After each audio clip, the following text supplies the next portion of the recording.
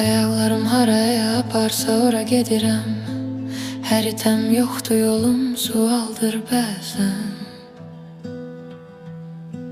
Saatlar məni gözləmir, vaxtın mənə hökmü çatmır artıq. Adımı soruşma, bugün başqa cür səslənir.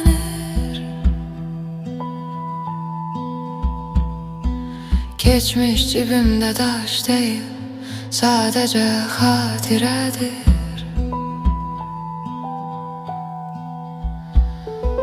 Biraz dağ, biraz dəniz, biraz gecə, biraz səs.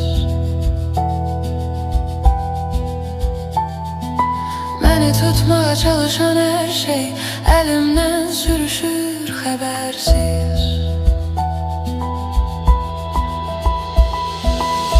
Mən külək kimiyəm, dayanmıram bir yerdə.